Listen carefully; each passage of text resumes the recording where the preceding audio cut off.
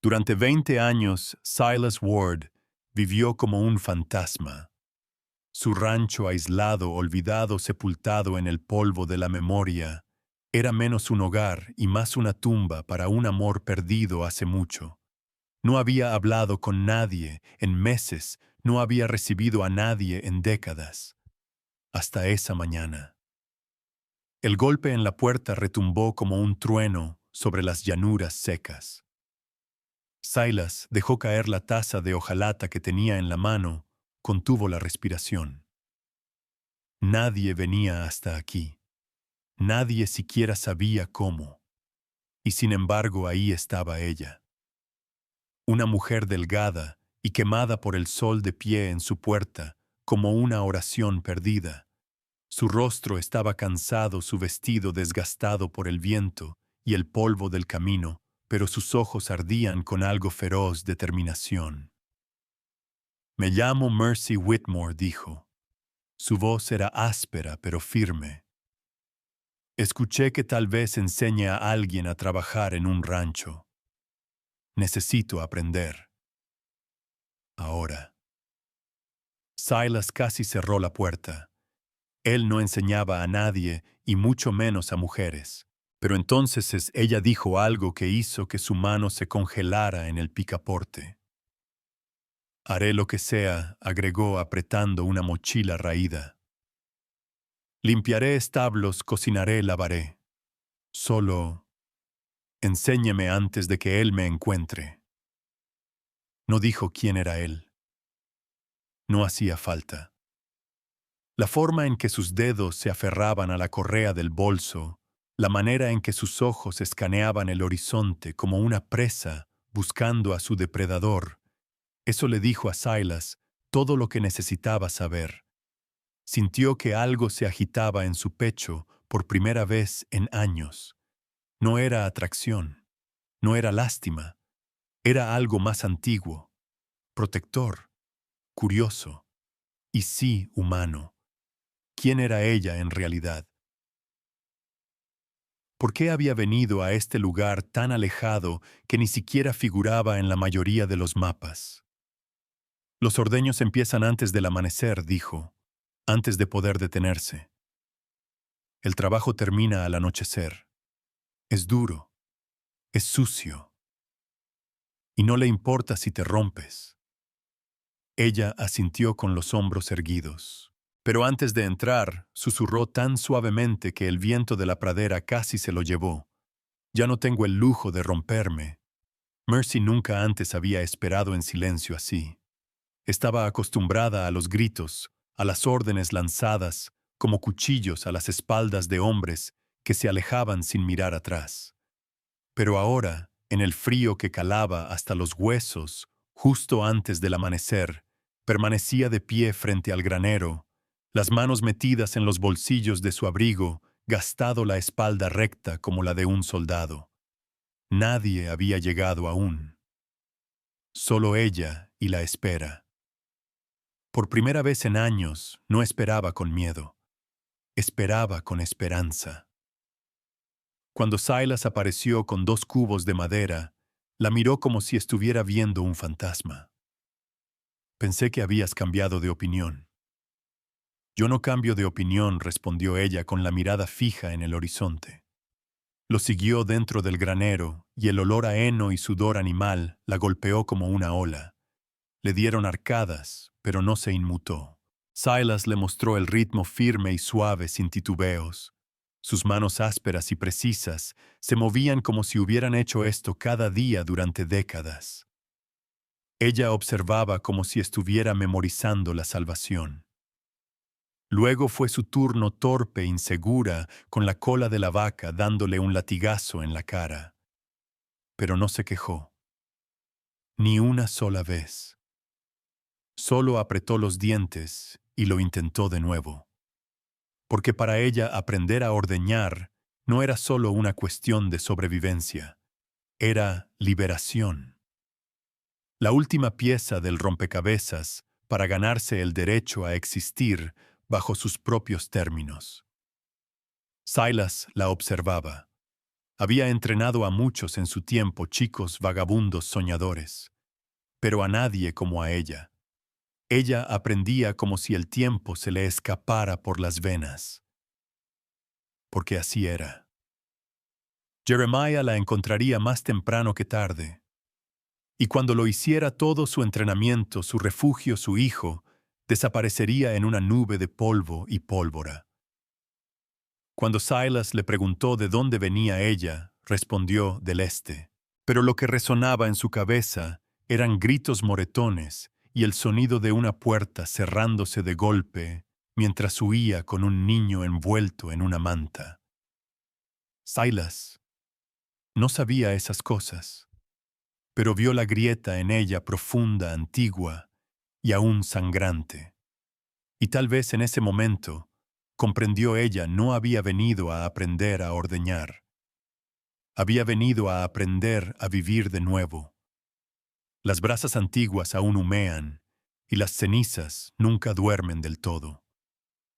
Cuando Silas salió del granero con el balde de leche en la mano, el sol apenas había besado el rocío antes de que algo lo detuviera en seco, huellas de cascos. 3. Profundas marcadas con nitidez en la tierra húmeda desde la noche anterior. No había duda. Alguien había estado allí. No el repartidor de correo, no un cazador extraviado, alguien que conocía el camino hasta sus tierras, ese que había sido olvidado por la mayoría de los mapas y por todos los hombres. Sus ojos recorrieron la línea de árboles. Su mano apretó el balde sin darse cuenta. Nadie en el pueblo sabía que Mercy estaba allí, a menos que alguien la hubiera seguido. O quizá ella no se había estado escondiendo tan bien como creía. Cuando regresó al granero, la vio. Mercy agachada junto a la vaca, concentrada con una precisión inquietante. Cada tirón de sus manos era desesperado, mecánico, como si su propia supervivencia dependiera de cada chorro de leche. Pero algo en su postura lo golpeó. No era solo una mujer aprendiendo a vivir. Era alguien preparándose para huir o quizá para pelear. Y él conocía esa mirada. La había visto antes, en el espejo, años atrás después de que Sara, su amada esposa, muriera en aquella fiebre amarga del invierno. Él se había replegado en silencio, en distancia. Mercy cargaba con ese mismo silencio. Una herida sin sangre, pero que supuraba directamente al alma. Silas no preguntó, pero notó cómo sus hombros se estremecían apenas cada vez que el viento sacudía las viejas tablas del granero. Como siempre mantenía la espalda vuelta hacia la puerta, como si temiera que algo o alguien pudiera cruzarla en cualquier momento. Y en ese instante se preguntó si ella realmente está huyendo. ¿Tengo yo la fuerza para quedarme quieto? La respuesta llegó cuando volvió a mirar las huellas frescas, la evidencia de una sombra que se acercaba. No, no podía, porque una vez ya había perdido a alguien que no supo proteger, y había jurado no dejaría que la historia se repitiera. El viento se deslizaba entre las copas secas de los árboles, como una advertencia susurrada por algo antiguo y cruel. Silas estaba de pie al borde de su porche, con los ojos escaneando el anochecer, que se acercaba ahora espeso con el aroma de la violencia que venía. Detrás de él, Mercy se aferraba a su camisa como un ancla, su respiración superficial, como si tuviera miedo incluso de estar viva. Y entonces oyeron los cascos. 3 jinetes emergieron de entre los árboles, sombras a caballo, con acero reluciente a sus costados. Pero sus rostros no estaban difuminados por la oscuridad, eran nítidos, marcados por el propósito, la crueldad y una hambre por el control. El jinete al frente corpulento y con una sonrisa burlona habló como un juez dictando sentencia. Buscamos a una mujer. Cabello rojizo. Ojos verdes. Se hace llamar Mercy. Ella contuvo la respiración, pero Mercy no dio un paso atrás. No esta vez. Había sido golpeada, quebrada, casi borrada por el hombre que lideraba esa manada. Pero hoy no. Silas dio un paso al frente, su figura enjuta pero firme. No conozco a nadie con ese nombre, dijo con una voz tranquila pero afilada, como una hoja recién afilada. El hombre soltó una carcajada. ¡Qué raro! Las huellas de los caballos nos trajeron directo hasta aquí. Hizo un gesto a los otros que comenzaron a rodearlos como lobos cercando una guarida. Jeremiah dijo, Mercy. Su voz se quebró, pero no titubeó. Te dije que no voy a regresar. Siguió un silencio espeso y mortal. Tú no decides eso, rugió Jeremiah. Eres mi esposa. Me robaste. Y el niño es mío. La palabra mío golpeó más hondo que cualquier bala. Mercy jadeó no por miedo, sino por la rabia de escuchar cómo su hijo era reducido a propiedad. Thomas no es algo que puedas poseer, escupió. Está a salvo ahora en un lugar que jamás encontrarás. Y fue entonces cuando Silas se movió. Alcanzó el rifle al lado de la puerta sin dudar, sin calcular, solo eligiendo. Ella no va a ninguna parte. Dijo cada palabra un clavo clavado en el ataúd de su vieja vida en silencio. Pero tú sí. Ahora, en ese instante, un hombre que había vivido en silencio durante 20 años entró en el fuego no por gloria, no por venganza, sino por una mujer lo suficientemente valiente para huir y un niño que merecía un futuro libre de miedo. Silas Ward siempre había elegido el silencio antes que la confrontación. 20 años de aislamiento le habían convencido de que evitar era sabiduría. Pero cuando 3 jinetes irrumpieron en el horizonte como una nube de polvo, y venganza, sus ojos fríos y manos ansiosas por desenvainar, borraron toda ilusión de paz. Detrás de él, Mercy temblaba no por debilidad, sino por el terror de un pasado que se negaba a quedarse enterrado. Jeremiah, el hombre que una vez se hizo llamar su esposo, hablaba ahora como un depredador reclamando una posesión. Es mi esposa. El niño es mi hijo. Y nos vamos a casa. Cada palabra fue como un golpe. Pero cuando Jeremiah añadió, y si no te apartas viejo, a ti también te tocará el suelo, bajo los pies de Silas. Pareció tambalearse. No gritó. No retrocedió. Silas simplemente dio un paso al frente delgado, curtido, encanecido, y alzó su rifle como si hubiera nacido para ese gesto. Alguna vez se había alejado del dolor del amor de todo. Pero ahora con Mercy encogida detrás de él, no por ella misma, sino por el niño escondido en algún lugar lejano, ya no podía quedarse inmóvil. A ella no se la lleva nadie, dijo Silas. Su voz no era alta, pero resonaba con el peso de 1000 mañanas en silencio y sueños rotos. Ningún hombre se gana el derecho a llamarse padre solo por llevar un arma. Luego se volvió hacia Mercy, y sus ojos, alguna vez apagados por décadas de pérdida, ardían con algo crudo e innegable. Si estás demasiado cansada para correr, entonces yo seré quien cierre la puerta.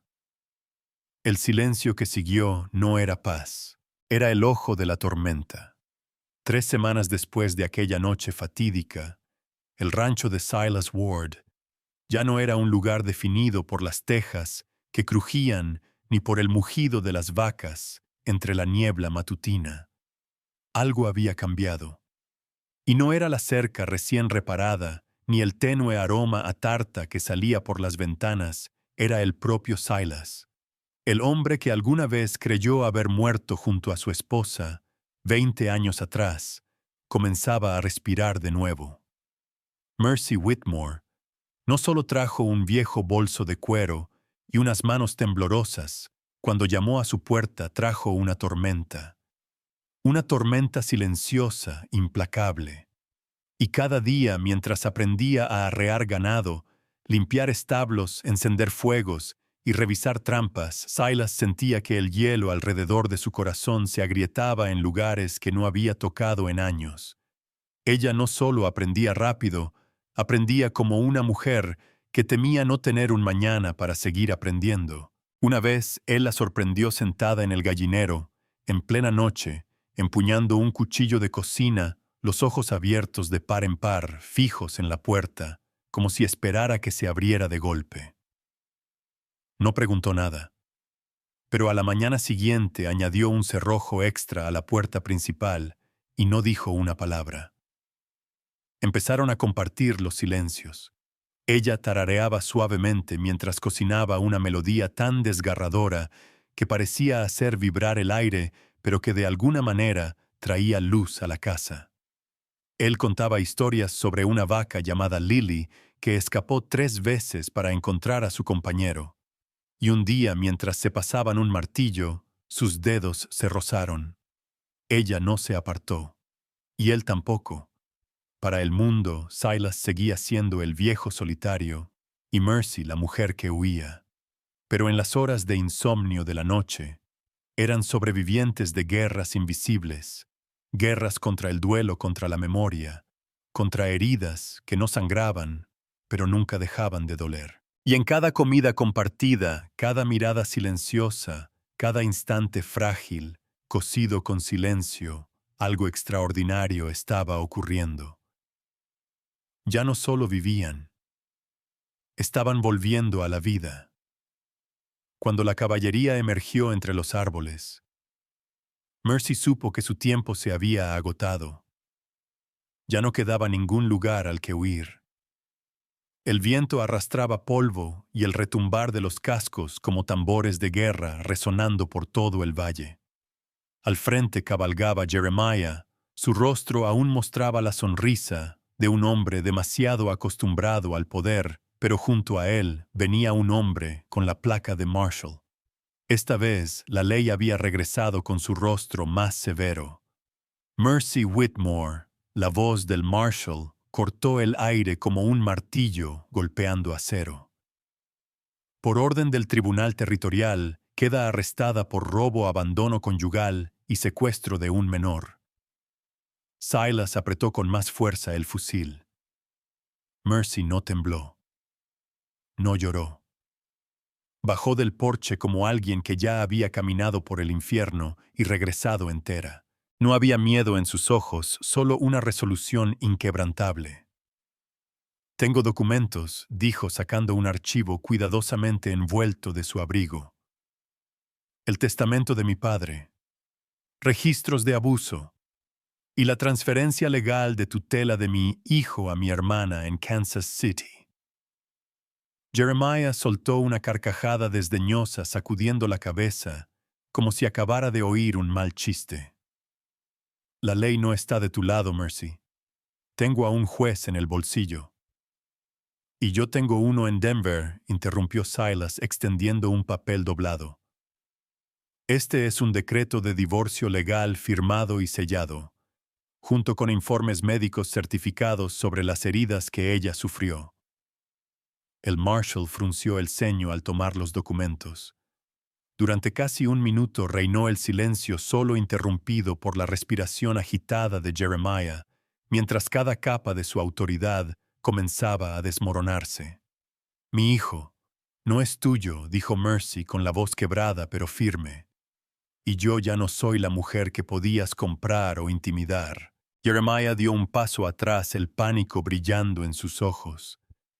Y en ese momento exacto, en medio de la presencia de la ley, el peso del pasado y la verdad innegable, Mercy no solo recuperó su libertad, recuperó su voz. 6 meses después de aquella noche, en que Jeremiah fue derrotado por la justicia y por la voluntad inquebrantable de una mujer, el rancho de Silas Ward ya no era el refugio de un hombre roto. Se había convertido en un hogar. El pequeño Thomas llegó en una mañana de primavera, aferrando un caballito de madera que su madre le había tallado en las últimas horas de su huida. Al bajar del carro, sus ojos no mostraban miedo ni desconfianza, sino una extraña clase de alivio. Como si supiera instintivamente que aquí nadie haría llorar a su madre otra vez. Mercy corrió hacia él, lo levantó en brazos, como si soltarlo significara perderlo para siempre. Lloraba, pero esta vez no por miedo, por libertad. Silas estaba detrás de ellos, con las manos aún cubiertas de tierra de la mañana, y los ojos brillando con algo que no había sentido en décadas. No dijo nada cuando Thomas se volvió hacia él y preguntó, «¿Quién eres tú?» Y Mercy, suave pero firme, respondió, «Es el hombre que me enseñó a vivir cariño, el primer hombre que no intentó retenerme, sino que me dejó elegir quedarme». En pocas semanas, Thomas ya aprendía a ordeñar vacas, a herrar caballos y a reír como si el mundo nunca lo hubiera traicionado. Pero lo que más conmovió a Silas fue la noche en que el niño se coló en su cuarto durante una tormenta, se acurrucó a su lado y susurró, «Ya no tengo miedo». Silas no durmió esa noche. Se quedó mirando al niño dormido plácidamente a su lado y por primera vez comprendió todas las pérdidas, toda la soledad de esos 20 años, temiendo volver a amar. Lo habían llevado hasta este momento. Mercy no solo había revivido un rancho olvidado, le había dado una razón para vivir.